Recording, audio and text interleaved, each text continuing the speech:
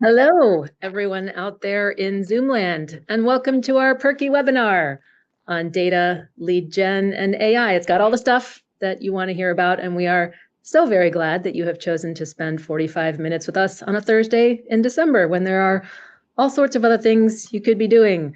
It's a busy time of year. Everyone has elves on the shelves to be moving around, parents to clean the house for, budgets to reconcile, annual contracts to close. So thank you for being here instead. And an extra special thanks to those of you who are watching this on demand, because the only thing harder than showing up to a live webinar that you have registered for with the best of intentions is clicking that link to watch the recording after the fact. So bravo and welcome. My name is Nina Interland Bell, and I'm a Senior Partner Success Manager here on the co-op team at Bombora. I've been here for close to 5 years now. Yikes, I'm super old. And although I spent the majority of my career prior to this in various marketing functions, I now have the pleasure of supporting the publishers who make our data possible. Just a few housekeeping notes before we get started. Obviously, we are recording. So if you need to drop at any point, you'll be getting an email after the fact with a link to watch this on demand. But I do encourage you to stick around to the end if you can, because we will be hosting a live Q&A for the last 10 minutes. That doesn't mean that you have to actually hold your questions until then. In fact, I encourage you to ask them in the chat or submit them via the Q&A tab. We have the rest of our co-op team here in the chat. Go say hi. They will be collecting questions throughout for Jim to answer at the end. But I will go ahead and answer what I am sure is already your most burning question, and that is, Nina, is that real lipstick you are wearing? And the answer is yes, this is real lipstick. A, because we are not on Zoom and I can't use my handy studio effects. And B, it's not every day I get the pleasure of having a public conversation with Jim Callan, founder and CEO of Datia K12. Who are a member of our publisher co-op. So not only does Jim really know what he's talking about, but he also knows how to tell a good story. And those two skill sets don't often overlap. Hey, Jim, welcome to our Perky webinar. How are you doing this morning? I am well. I'm going to try to keep up to the perkiness, Nina, but thank you for having me. It's a pleasure to be here. All right, good to hear. So I'm going to open one of the 45 approximately tabs that I have on my screen right now and see if we can make this flow all right. Just a quick overview of the agenda we have today. So a couple of sections. We're going to start by talking about this changing market, Jim, that you found yourself looking to join and being able to use data as a launch pad for that.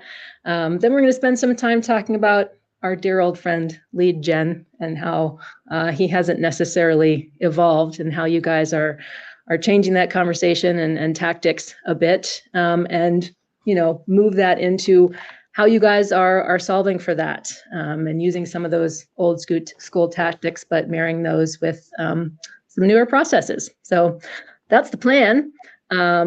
You guys already met me and I already described Jim. So I think we'll just go ahead and move right into this this changing market section. So Jim, I imagine that even if our attendees here today aren't necessarily on the hunt to build an entirely new business, most of them are probably interested in identifying new areas of need for their existing markets or potential solutions that they can build for new markets. So I'm wondering if you could set the stage for us a little, tell us about your background, how the concept for Datia K12 came about, what was the process, and how did you identify that need? Sure. Well, my background, I've been in B2B media and event sales and management for about 37 years. So Datia, which is the fusion of data and media, really has been an evolution. I started out selling industrial directory advertising with Thomas Register back in the late 1980s. That's where I learned the rule that only 5% of the market at best is in market at any given time. And all these years later, LinkedIn did an extensive study, and only to find out at best 5% of the market's in market for people at the same time. And if you think about it, it's also been an evolution. Like 15 years ago, right? Demandbase came out, and they caused a lot of buzz about this ABM and account-based marketing and the idea of it. And I started looking at that and saying, this is going to change how people look at it. At the same time, you had, marketing automation tools coming out, Eloquat, Pardot, Marketo, and that was changing how people thought about nurturing and going to market. And we saw, right, the advent of people wanting leads and guaranteed price per leads with content syndication programs. And those evolutions kept taking place. But, how did I come up with the concept? It also evolved, in my time at what's now Horizon Source Media. I spent a lot of my time in the employee benefits space, and there's a data pool there. It's 5,500 data. Every employer that has more than 100 employees in their employee benefit plan has to submit this form to the government every year. And I said, aha, and I knew the two big players in it. And I thought, and that's going to give them information on what carriers are being used, what brokers are being used, commissions paid, premiums paid, renewal dates. And I thought, if I could generate leads and attach this data to that, I'm going to have something more valuable. So that was the impetus of this whole idea of merging data and media together. And honestly, the thing I would tell anybody on this call, if they don't do it regularly, you need to be on sales calls, not only with your best clients, but prospects and clients that you're about to lose, because they're going to tell you what they need and want. And overwhelmingly, literally 99% of the time, they start off by saying, we need leads. And then you need to understand what qualifies as a lead, what happens with those leads. And those are all things we'll discuss further. That was the impetus of data, Datia, the fusion of data and media, and how we got there. So it's really been an evolution, in how we, came to be. I think one of the most interesting things that I heard you mention when we were getting ready for this chat is why you decided that the education sector would be a fruitful source of business for that lead gen. And it wasn't, as I originally suspected, because there aren't other players in that space, or that education is somehow behind the technological curve. In fact, you've educated me quite the opposite. You chose to go after it, at least in part, because of data availability that gives you more insight into the pain points for these districts and schools. So where did you find that data, and what did it tell you? Yeah, so what I looked at was, once again, government data, right? So there's different parts to it. There's, being a member of Bombora, right, is huge, because that allows me to identify, in our case, right, school districts. What are they reading on? Are they reading on related topics to what our client, right, wants to run a lead gen campaign around and better understand? So right off the bat, we can go out and see who's more likely to be in market from Bombora data, also append that Bombora data back. And when you understand if they're reading at an elevated level higher than normal from the Bombora data, that's really pretty powerful, and that kind of goes into our scoring metric. The other thing is, because it's public information, right, the school districts have to make school board minute data available. Doesn't mean it's easy to get, but it is available. So we go and scrape that data, right, to look for keywords around what our clients do. So it was really the availability of multiple data points above and beyond engagement and downloads, things of that nature, that really led me to say this is the first market we're going to. But there is application in higher ed. There is application in what they call the SLED market, state, local, and education. Anywhere there's government data that we can mine and pull and provide more insight around the leads to the client, that's kind of the key to what we're looking for. Yeah, that's the part in particular that I found really interesting. I mean, I guess there's data if you know where to look for it on almost everything these days, which is good. It's a little creepy, but it's mostly good for us. Yeah.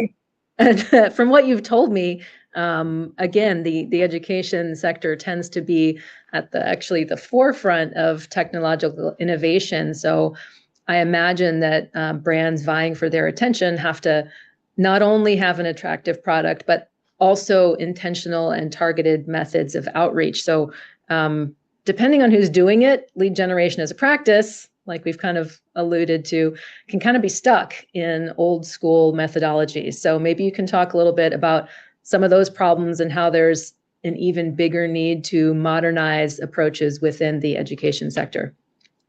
Yeah, I think this actually, from everything I read and hear, this applies everywhere, right? The reality is a lot of companies relying on doing email outreach, trying to do email nurture, cold email outreach, automated things through email. And the fact is, it just doesn't work anymore, right? The decision makers are so inundated with email, they don't even look at it. It's very hard to break through. Clients also, when you talk to them about their data, know that it's really bad. Half of it's no good anymore because of the turnover, but they don't necessarily have somebody that's, a data scientist doing data hygiene, updating the data. So they keep pushing email out, and it gets a worse and worse result because, they're probably getting caught in spam filters because they're pushing out so much bad email, but it's just not working for them. And they're kind of stuck and they have to figure out, but there's never been higher demand on them to generate leads and put things in the pipeline for the salespeople, and almost unrealistic across all boards, all industries, the immediacy of what they want to be able to create from their leads. So if they're not really, really thoughtful, they're just simply not going to get a positive result, i.e. an opportunity to have a meeting, a demonstration, something of that effect. Yeah, there's obviously a difference between the lead goal that you need to generate right now versus what you can afford to invest in for the future, right? So, sometimes we're tasked with a one-time campaign from, clients who are maybe a little bit more short-sighted, when maybe we should be talking to them about more of an ongoing program that will continue to deliver leads as they become hot, right? Absolutely. So if you look at this, right, I mentioned it earlier, anywhere between 95 and 90% of the prospects that might fit their ideal customer profile are not in market at any given moment. But they will be in 2 days, 2 weeks, 2 months, 2 years, but they aren't right now. So yeah, they have to be really, really careful. And what happens in most organizations, if you drill down and ask them what qualifies as a lead, it's some kind of intent score, or maybe a download of content or a request for a demo. But usually then they go to a BDR or SDR, and they are all treated the same. They're called, one or two things happen. They're called 2, 3, 4 times a day, every day for a month, emails, in-mails, and they're bombarding these people, right? So premature selling, though, turns them off, right? They go, hey, maybe I was interested in your white paper you produced, but I'm really not in market. Now I'm getting called 4 times a day and emailed. And so what's going to happen is they're going to kind of start to ghost the sales team. They're going to back out, and they're not going to pay attention to your future marketing, even if they loved your content that you're helping your client to produce, because they know what happens. Or the salespeople there's misalignment with marketing and just do nothing. We have clients that say salespeople won't do anything with the leads. Well, that's not a very good outcome either. So you can't constantly barrage them, but on the other hand, you have to have the timing down and the messaging down, right, to have the effective follow-up when they are in market, and then help your clients nurture the rest appropriately in between. Yeah, I think we've probably, most of us have experienced that at this point, getting the barrage of emails that are not relevant to our current pain points. But then there's that one that maybe sticks out, where the person did reach out at the right time with the right kind of content. And speaking of that customized content, we all know, in theory, especially those of us with marketing backgrounds, we all know that the customization and the persona targeting can be effective, but sometimes it feels kind of out of reach. There's too much to produce at any one given time. How do you know who the personas are? How do you know how to customize that content? How do you use data and AI to make that a reality? Well, it's twofold. One, we're going to help the clients understand which leads are sales qualified versus mid funnel and top of the funnel. So we're going to show them through scoring where the leads are, right? And then they have a better idea of how to appropriately follow up. AI, you could have a similar topic against all the different influencers and decision makers, which can be as many as it's like 11.2 in education, but that's not unusual across any market. But the biggest mistake people make is they create one white paper and it's generically written or to be written for a CEO or in education to be the superintendent. And then they wonder why. Well, why isn't the IT people engaging or the finance people engaging? Well, it's not written to what they care about. The topic might be relevant. So, one, you have to have a pretty good content machine that you could outsource. Many of the publishers probably offer that service, but they can also use AI much more efficiently than in the past, right, to adapt that to the right tone, to the right persona. And it doesn't mean, AI can write the whole thing, but it's a really good jumping off point and allows you to create that segmenting persona marketing content much more efficiently than in the past. Well, and I'm glad you specified that because as a content creator and former marketer, I have feelings. I have feelings about AI, Yeah. but I think many people do. Well, yeah, AI, all the data shows anybody, whether you're producing content on the publisher side or custom content for a client or they're doing it, purely AI driven content does not work. People see it, they can tell it, but Yes. I have to say it is a good jumping off point that allows people to create that content better, faster, quicker. But the human element is clearly still majorly involved. I think I that's kind of AI across the board, yeah. but it can be a really helpful tool. But if you think, oh, I'm just going to use AI to create all this content, and I don't need any, an editor or somebody writing it, that will fail. I totally agree. And I was just having this conversation with somebody yesterday. Even my 13-year-old can recognize AI content at this point. So I think that as a starting point, that human element, but incorporating AI as a way to iterate or maybe, help you sort of talk to that IT person or that different persona that maybe you're not as familiar with. I think that's a really smart use of it. I'm You, sure. I've had leaders at school districts say if they even hint that they think you're sending them automated AI driven emails and content, you're kind of done Yeah. forever because they said, you don't respect my time. Mhm. And, therefore, I'm not going to give you my time. Yeah, I totally relate to that. And I'm sure some of the publishers in our audience today can relate to this slide on an internal level, even if maybe they don't generate leads for clients. Do you think that some of the problems and solutions you're talking about today make just as much sense when it comes to prospecting for themselves? So not generating those leads for clients, but generating leads for themselves. Are some of the things you're talking about still applicable there? Yeah, absolutely. Look, the reality is to get a hold of these marketing decision makers at these companies is extremely challenging and difficult. They have a lot of different people coming at them a lot of different ways. They have to make a lot of choices.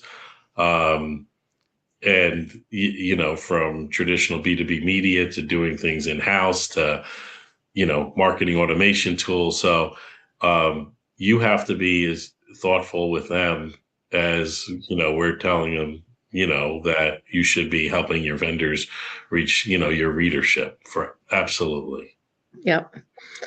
All right. So we've spent some time setting the stage here and talking about maybe some of the things that aren't working. Obviously, now we are all waiting with bated breath for you to describe in further detail what exactly you've developed that's making your education solution providers wildly successful, right? And we're not expecting you to detail every ingredient in your chicken breading, but in broad strokes, can you tell us why it is that your uniquely data-driven approach has been a slam dunk? What's working? What are you doing?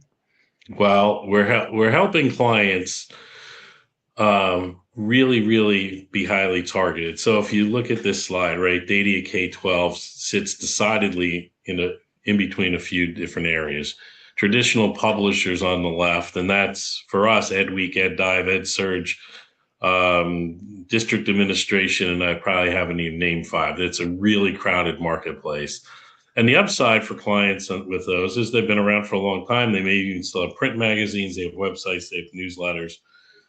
But because of the nature, a lot of them still operate in the fact that they update data, around a print renewal schedule and things of that nature. The data can get out of sync really quickly with really high-end turnover. They may have some limited lead generation, but most people are looking for lead gen. On the other side, we talk about prospecting companies, and that's Demandbase and Sixth Sense and Propensity and Terminus. And their downside for them is that while they help you understand, what districts are coming to your site and looking at content, it doesn't get down to the personal level. We hear over and over again, they don't understand the education market. They might be pretty good at like a scaled enterprise-wide technology company, but not so much in the specifics there. And then, even if you think about it, right, we bring in school board minute data, right? There's government data companies and agencies that can run programmatic, ads for them targeting it, but nobody else brings it all together and helps them then score the engagement, look at all that data, use AI algorithms and manually look at it as well to understand not only where they, is it a lead? For us, it's not a lead until they've downloaded the content. And then we'd say it's been triggered to an MQL level. A lot of these companies would say if they just engaged in your content, that's a lead. We think that's an intent signal, which is really important, but it's not a lead. But we believe not any one intent signal is the be all end all, right? You have to have multiple intent signals coming in that make the difference. So identifying the intent signals, generating the lead flow, and then by looking at the cumulative effect of all the intent that we're bringing in, i.e. is Bombora, what kind of surging reading behavior did we see? What kind of did we see that being discussed in the school board minutes? How many people and who downloaded content? How many people were engaging on ads? That's going to determine where they are in the funnel, right? Top of the funnel, mid funnel, or bottom, moving sales qualified or moving there. And that's the key to it all, that you have to help not only generate leads, but help them understand where it is in that funnel. I think that's really key. And this sort of multi-headed beast that you've just described is the coolest part about what you're doing. There's all these things involved, and you're not saying that you've abandoned the human element. Some of the best BDRs that I have worked with are really good at, LinkedIn stalking and figuring out who their top leads are and what they're reading about and how to approach them. But how do you combine that part that works, but also, because that's very, one-on-one labor intensive, how do you combine that human element with the ability to scale, but without just hammering everybody all the time? Yeah, so, this is the platform. This is how we structured, right? There's a CDP at the center of it all, and that's where all the information is going to get ingested up into it, right? So we can attach it to the record of the lead that we generated, i.e., generally that means they downloaded content. But then there's our website and then the Bombora data. So we're looking, saying, did we see kind of that reading surging behavior on that lead? Audience data is critical in all this. Like, we refresh our data 365 days a year. If you don't have pure, clean data, you're kind of over. And then your email service provider, there's a lot of choices, but you got to make sure, right, they're doing a good job delivering it. Are you picking up on, once again, keys like subject lines, articles that they're clicking on? And then we put that all into a dashboard where we're going to show it, visualize it, and they can sort it a lot of different ways. But the key on that, right, is when you have the leads, the smaller amount, that 1 to 5% that are sales qualified for that BDR, you want to show them what were the topics specifically to that account that we saw through Bombora data and our website data that they're reading around. Because to the BDR, that's super helpful, right? Was there school board minute data presence? What was it? What was discussed in the meeting? On top of who and what content they downloaded and things of that nature. But how do we feed them so that they're following up in a very intentional way, a one-to-one way, which we know is critical, so that they're more likely to, and then we coach them. They really should be continuing the conversation, not a jarring shift to try to close for an appointment or a demo, but continue the conversation, show them they understand the problem, show them a thought leader, and then hopefully close for an opportunity to have that meeting, have that demo. And that's really the critical piece to it. And it's as much about us coaching up the clients to help them understand that and for them to execute on it. Yeah, I don't think we have this on these slides, but one of the quotes I remember seeing from your materials is that the best sales conversations don't feel like sales conversations, right? They've come at the right point where you've collected all this information and you know that they are showing those higher intent signals, but it doesn't feel like a pitch. It actually feels like help. Yeah. That's the goal. That's how they'll succeed. Yeah. So this is kind of how we execute, Nina, on it for people, which we'll show in a second. We identify the exact, you have to be really spot on and understand exactly who they want to target, right? What are the right titles, functions, geos, size of organization, and maybe even more. Those are usually the biggest in most markets. And then go back into your database and say, can we target those people socially? For us, it's LinkedIn and Facebook are most appropriate, but you also have to know your audience, right? If you're, in education, they mostly want the senior level decision makers. But if you wanted teachers that were 2 years out of school, you better be on TikTok and not on LinkedIn and Facebook. But for our audience, we want to target them when they're active on social media, programmatically on brand safe sites. That's where you get the warming effect. You start to get engagement clicks and maybe some early leads. Then we target it back to our database, push the content out via email. And that's where we'll get most of the downloads. That's when we say that we've entered a marketing qualified lead. And then it said first and third party data, and the third party data is Bombora. Our first party data is our website. And that's that critical, right? Are you seeing that reading surging behavior by the district? And then we scrape the school board minute data and pull that all into the CDP and then back down into a dashboard so we can visualize it and score it for the client. So speaking of knowing your audience, when it comes to when you guys are having to speak to your clients about all these things that you're doing, which I imagine looks really impressive to prospective clients, but it also looks like a lot of work to make it come to life. How educated do you find your clients tend to be about the concept of intent data? Do you have to spend a lot of time talking about how it's calculated, why your sources are different, or are they pretty aware and with it when it comes to that? Well, there's two pieces. I wouldn't say we have to spend a ton of time on that. I mean, I think they understand intent. A lot of times when we talk about school board minute data, they go, wow, that's cool. Is that the secret sauce? And the answer is it's not the secret sauce, but it's a main important ingredient in it. So some of them really think it's refreshing. Others say, hey, we kind of do this, but I have to use multiple other sources to try to pull this all together ourselves. The reality is we don't know how to do it. It really is cumbersome. And you kind of help us simplify and consolidate that.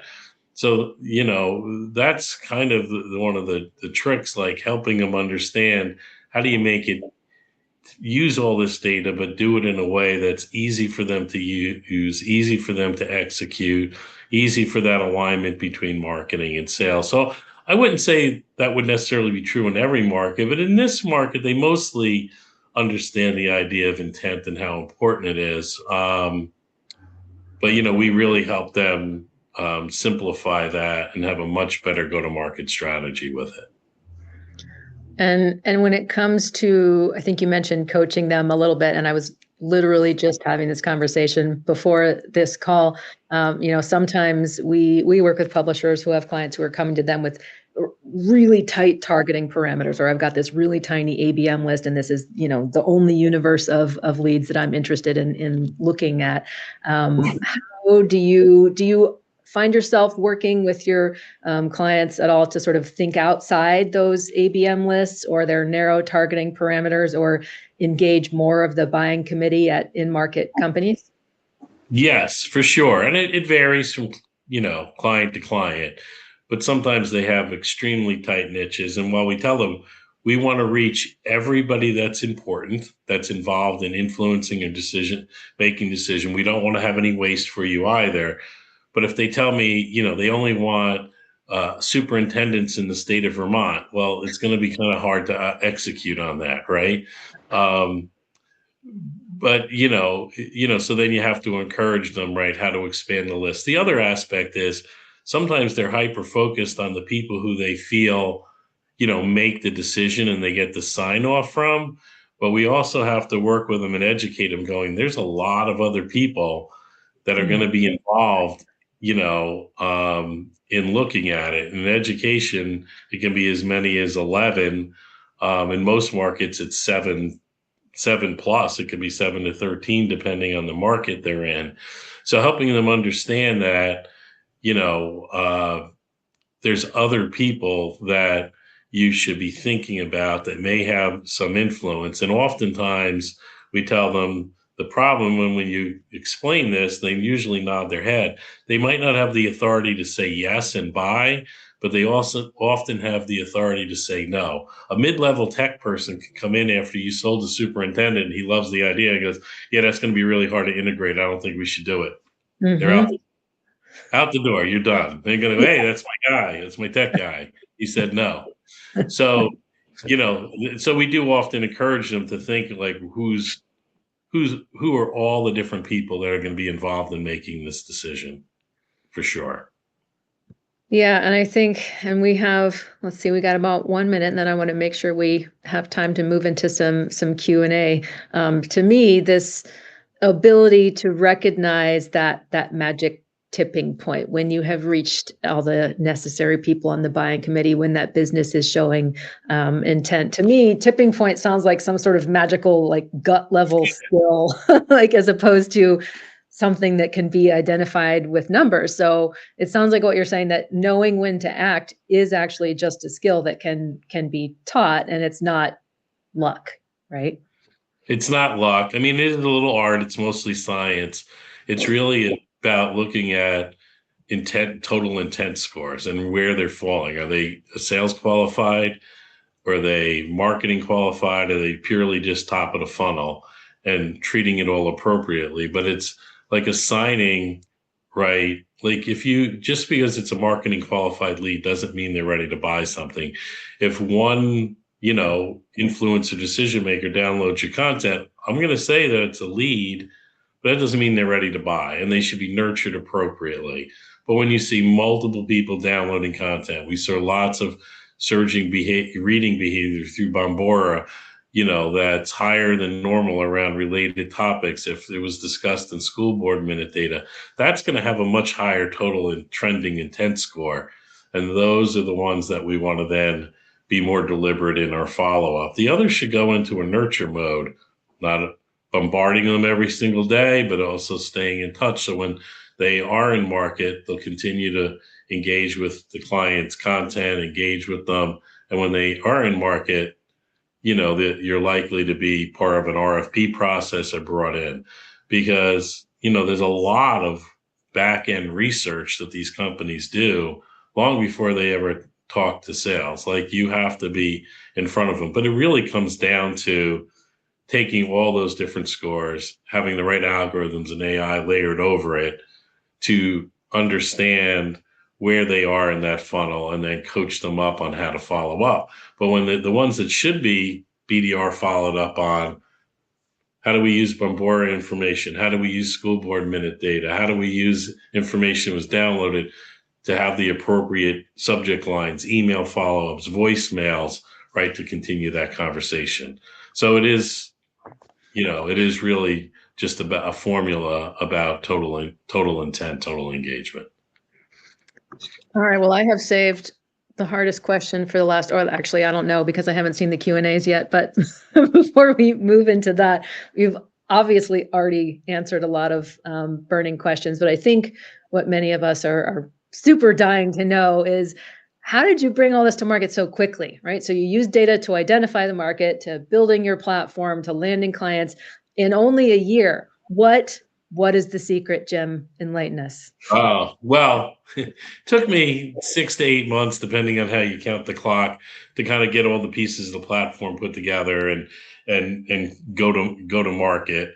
Give big shout outs to Anne Marie and the Leverage Lab crew that helped me do a lot of the back end stuff on the front end. So any publishers that don't know Anne Marie and Leverage Labs and you're looking for help, you should reach out to them. I give a lot of credit, right, to the help and support from Bombora, because that's a critical piece. How do you get, a website platform, at least an initial one, built really quickly? We used another provider, Parameter One, on that. So on the other hand, too, how do you do it so quickly? Well, you spend 37 years learning everything, and then you know how to kind of go about and do it.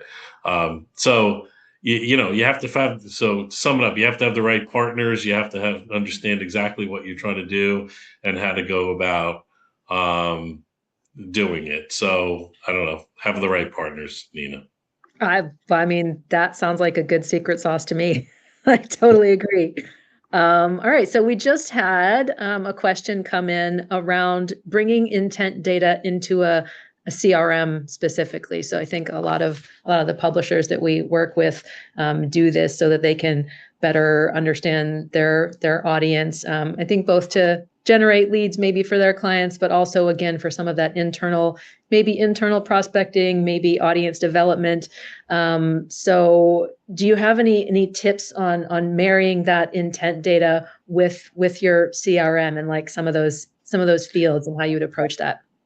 Yeah, I mean, a lot of clients, when we work in the early days with clients and smaller campaigns, we simply feed them data and leads, via Excel and things of that nature, and they download it and bring it into their CRM, whether it be Salesforce or HubSpot, which is now both, a CRM and a marketing automation tool. And then when we're working in what we call always on, then we, work with them and build out, an API to directly connect and flow that in. But you have to make sure it's not that simple, because the clients want that data kind of organized slightly differently and things of that nature. So there is a kind of a process to make sure everybody's aligned before you kind of turn it on and just feed it in. Yeah, I don't know if I have too much more to share than that, but it does become a critical piece as you have clients working, have this just flowing 365 days a year. And I have experienced some of that myself. I think especially when there are tech folks involved, and especially when you are trying to marry some of your first party data, which is, you rightfully feel very protective over, with some of that third party data. How do you make the smallest of decisions about prioritizing what fields should overrule other ones and which ones, should you trust more? So those can be very intense conversations, but I think the end result is often worth it if you can figure it out. Let's see, what other questions do we have here? So another AI related one. You talked about how you're using data and AI to help with lead gen efforts.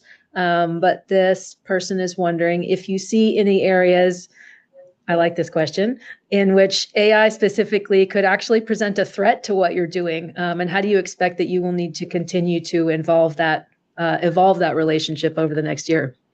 Yeah, you have to absolutely, it's a threat, right? Because, AI can go out and, go in and scrape school board minute data and give them some, pretty decent level information. It'll tell them like who the superintendent is, what their strategic initiatives are, so you have to have better, deeper, more data that's more useful to them, because AI can go in and do stuff, some of it scraping some of that data, and it's going to get better, right? So you have to constantly be looking at how you're using AI to enhance the data that you have and have better, deeper data than can be just, picked up and scraped using AI. But it's definitely, it could be a helpful addition, and it is a threat at the same time. Mm-hmm. And a lot of, and look, this is going to proliferate there. It's getting easier and easier for people to spin stuff up using AI and scraping data. So you have to have better, deeper data, databases, the ability to generate actual leads, not just information and intent. So I don't know if that answers it, but it is something that can be helpful, but can be a threat at the same time. Yeah, well, I mean, that answer makes me happy because you still have to have people. Yeah, Great, but and AI is good as the data that you're yep. wrapping it around and it can go find. I know the publishers feel that one. Like if there's no good publishing information to source from, then AI's got nothing. So Right. Yeah. And um, look, but there's different things for different people. Like we had a client or a prospective client that was very interested, but they could use an AI tool that's not going to be as deep or as useful, but it was really cheap. Okay. mhm. Yep. So maybe they should try that. And if it works for them, great. And if not, which it probably won't, maybe they'll be back around. Yeah. Well, you never know. Gotta keep trying. Uh, Yeah. we have all right, we got one more question, one more minute. So let's see what we can do. So you've obviously built an impressive data-driven lead gen engine in that short amount of time. But I know a lot of us businesses and people, we constantly feel like we're being pulled in a million different directions by all kinds of priorities and new technologies. So what do you think is the number one reason they should invest their time in using this kind of data? And what's the best place for them to start? I think if, every market's different, some aren't as far as long as others, but if you're not moving in this direction, at some point the market's going to catch up to you and you're going to be in trouble because someone else will be there with it. And that's what they're going to be looking for. And your business model is going to suffer. I think, where do you start? Start with understanding how good your data is. Do you need to work on the data itself first? Then start thinking about, how do you help them, set up the tools to be able to do persona targeting, lead generation, using it, how do you bring AI in on top of it? But I would start with your data. Well, that I think is a great way to end this. I really appreciate you taking the time today, Jim. I don't know if you have any elves on shelves to move around, but I'm going to release you to go do whatever it is that you need to do. Thank you to everybody who attended. And just a quick note, if there are some questions that we didn't get a chance to answer, we will be following up with those via email. So appreciate everybody being here. Thank you again, Jim. And we'll see you all soon. Thanks for having me.